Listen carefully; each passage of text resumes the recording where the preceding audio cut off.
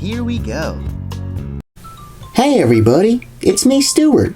Today we're going to be reading a story about Cinderella called A Costume for Cinderella.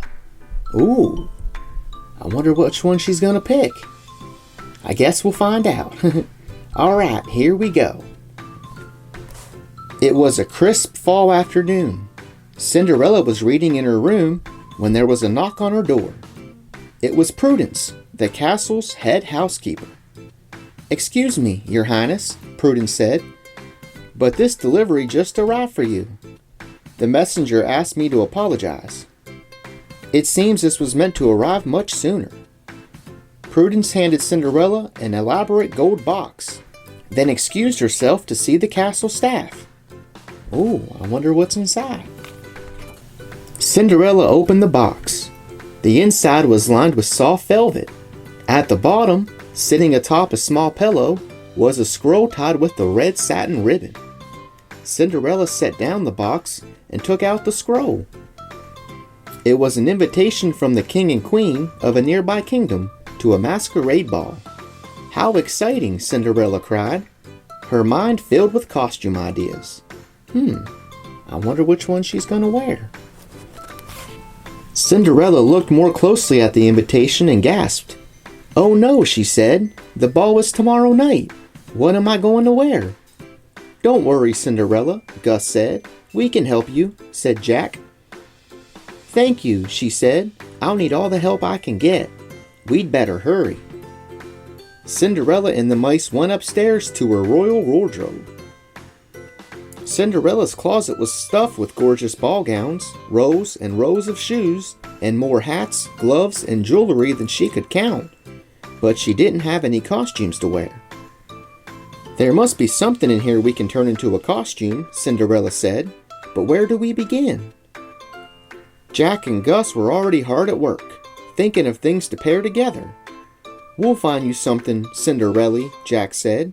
"Don't worry." All kinds of clothes. Wow. "How about this, Cinderella?" Gus said, pointing to a few different items in her closet. "You can be a pretty flower." Cinderella put on the hat and gown Gus had picked.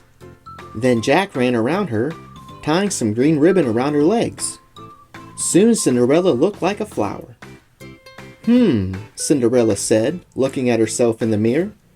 "It's a nice try, but I don't think this is quite right. Plus, I'm not so sure I can walk in it." "What about putting these together, Cinderella?" Jack asked. He pointed to a frilly white gown, a fluffy white coat, and a feathery white hat. Cinderella put on the outfit. "What am I?" she asked, looking at her reflection in the mirror. "You're a cloud!" Jack exclaimed. "Oh, I suppose I am," Cinderella said. "I'm not sure this is quite right either." "That's a pretty gown, huh? Looks like a cloud." "I think we're going to have to make a costume," Cinderella said, "and I know just the thing." Cinderella and the mice got to work. They cut out colorful swatches of fabric and sewed everything together. Finally, all the pieces of Cinderella's costume were ready. "It's perfect," Cinderella said, twirling happily as she looked at her reflection in the mirror. "Cinderella is a very beautiful butterfly," said Gus and Jack. "Wow, look at her." There was just one problem left. Prince Charming was away. Cinderella didn't have a date for the ball. "Thank you for helping me make a costume," Cinderella said. "I think I know just how to repay you. Would you like to come to the ball with me?" Jack and Gus clapped. "Cinderella, take us to the ball," they cheered. Cinderella was excited for her friends to join her. "I know just what you should wear," she said. The next evening, Cinderella, Gus, and Jack got ready for the ball. Cinderella wore her butterfly costume. Gus and Jack were tiny caterpillars.